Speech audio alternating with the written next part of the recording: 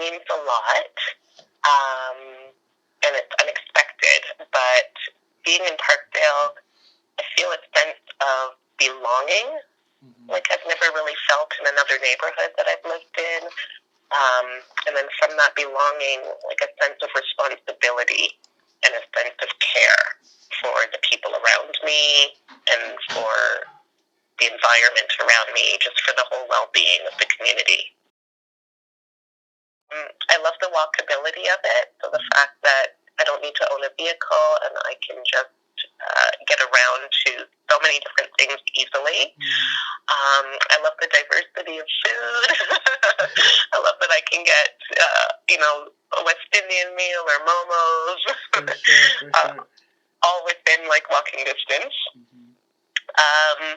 This is a tricky one. I like the affordability, and that's obviously something that's changing, and it's very kind of contextual to whatever you're talking about. But when I first came here about 14 years ago, that was a big draw, the affordability of rent, and then just the affordability of living with the different amenities that are nearby.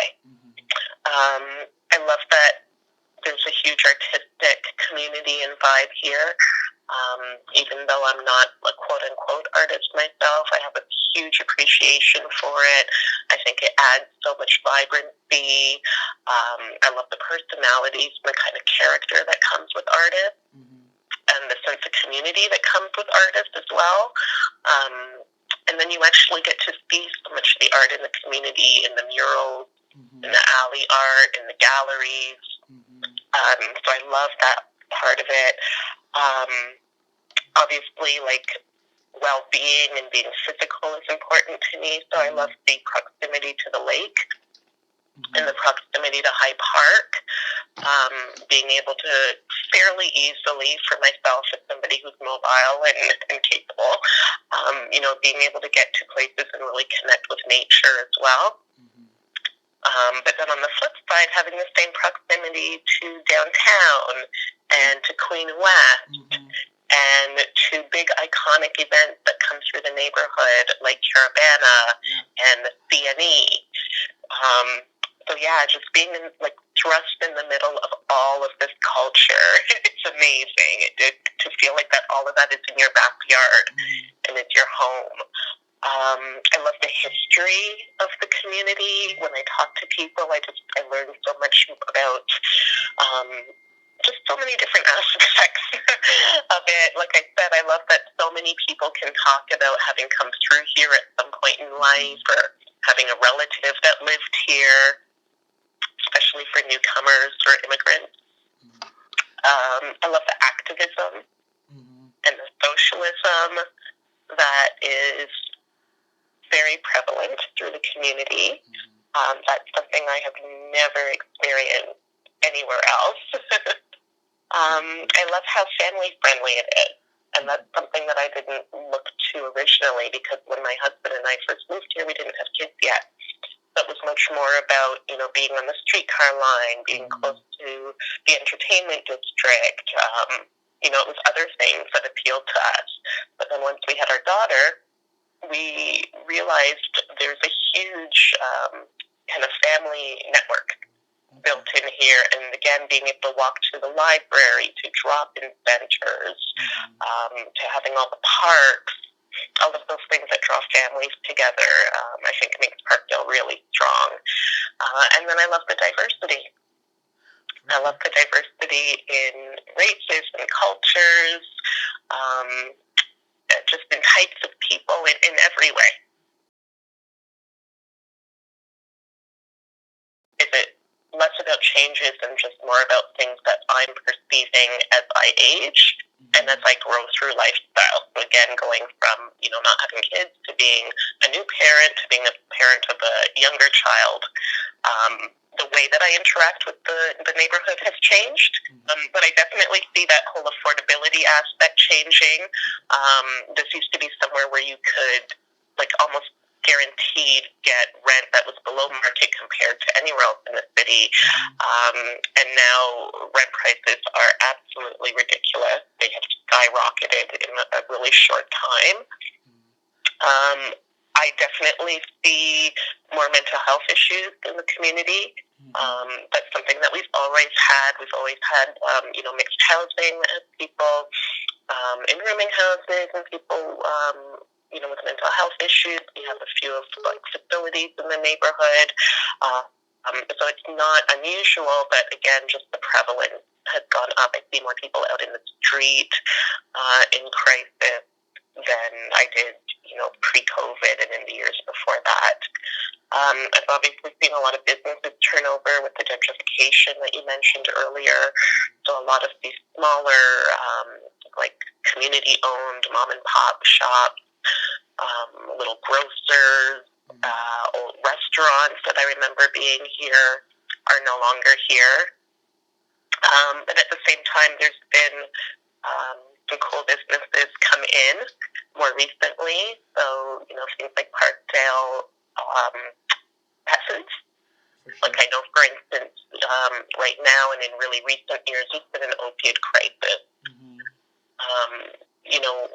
Whether or not there was that same prevalence, 10 years ago, 20 years ago, or if it was a different drug or a different issue, I can't say, but my guess would be that there's always been these issues, at the surface, for sure. I've also seen more visibility in LGBTQ community in my neighborhood. Oh, yeah. And again, I don't know if that's just picked up because of my awareness or if there's actually been an influx and a change.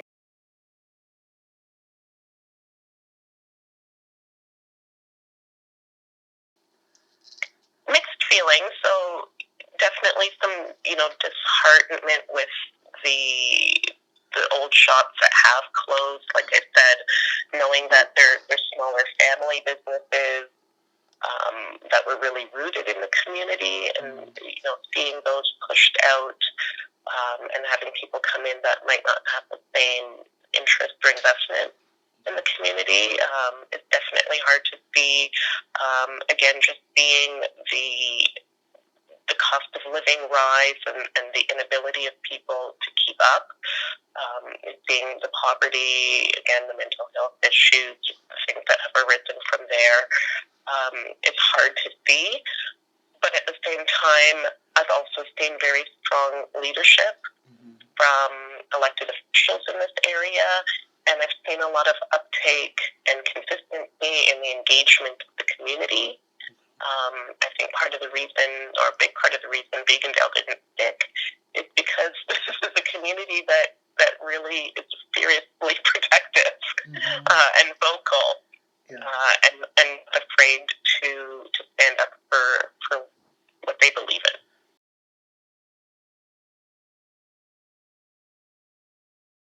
Thinking about the fitness work that I do and also the communications background that I have. And I'd say what's happened for me is all of that work has become more community focused versus being less about the mainstream or less about kind of private sector work.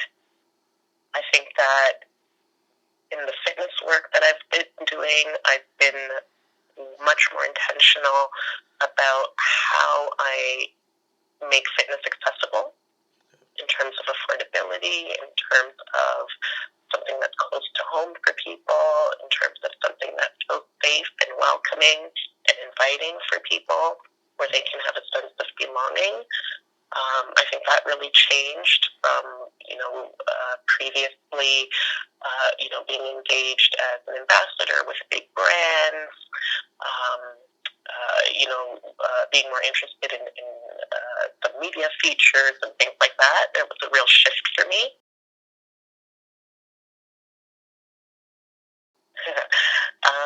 So I would say the work that I do is about creating and facilitating connections that allow people to be more physically active and more active in their community. There's so much to take on. There's so much that touches my life and that touches other people's lives, and it's really easy to get passionate and get consumed, but it's not realistic to be able to focus on everything and have an impact everywhere. So part of the challenge has really been being able to narrow some focus as well to where I feel I can be really impactful. Specifically in my fitness work, I think a challenge has always been funding. I think anytime you're trying to do something community-based, it's harder to find the sources of revenue. It just takes a little bit more creativity and a little bit more work. More so in the work that I've done on the education front, less on the fitness front. It's just the challenge of people who don't understand the impetus or the importance, the relevance of the work that's being done. So we haven't talked about this as much, but a big part of the community work that I've done has been with the Black Student Success Committee out of Queen Victoria Public School. And I've worked there with a group of women, so I'm one of 6 women on the executive there. And we've done a lot of work to enrich programming and education for the Black students and also to fight the anti-racism, anti-Black racism within the school and within the system. So just more relevant to that area is just contending with kind of public backlash or discourse coming from people who just don't understand the colonial impact and the disproportionate outcomes in ways that Black students are being affected right now. The Black Student Success Committee, I'll start there. So again, as part of that group, not on my own, I think that we've had really great success in bringing opportunities to students and families. We've been able to connect them with different resources, and different programs in the community. Then more on the fitness side, I'd say I've been able to help provide opportunities for people to move through Parkdale FitPlay, and through some other small group initiatives that I've done. And I've been able to connect people with different resources in the neighborhood.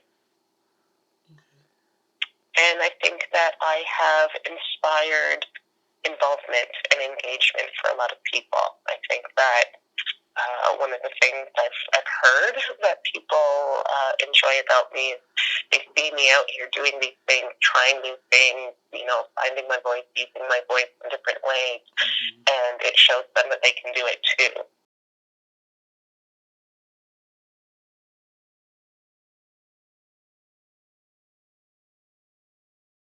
Yeah, there's a couple that come to mind.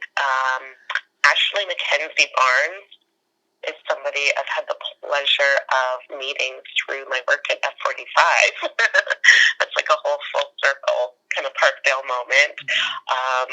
I've just kind of gotten introduced to her and her work in the last year, 2 years, and I absolutely love what she does. I think it's such powerful and creative work.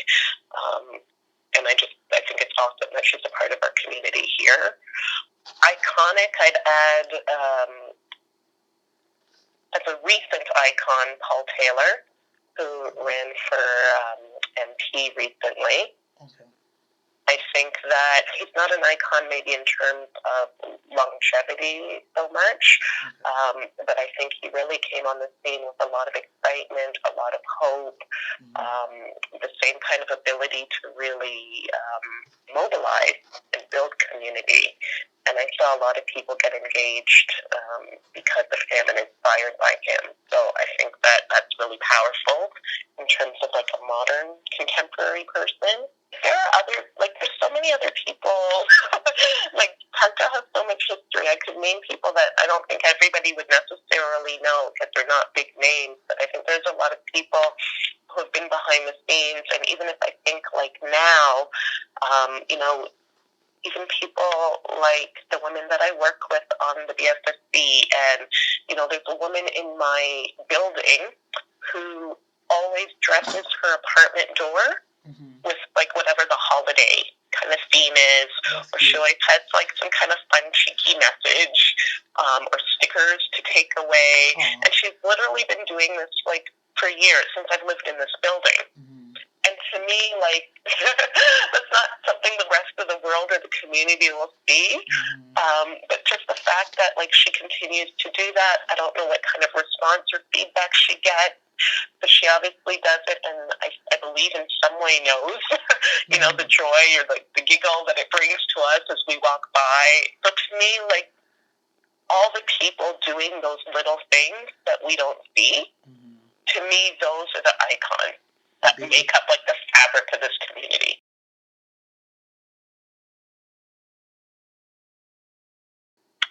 I would love to see more community-led and community-focused kind of development. So for any businesses, anyone coming into the neighborhood, I'd love to see them contributing more significantly and just impacting the community in different ways, creating employment, investing back into organizations, just more sense of belonging, I guess, from the people that come in as well, or opportunities for this community to build itself up as well.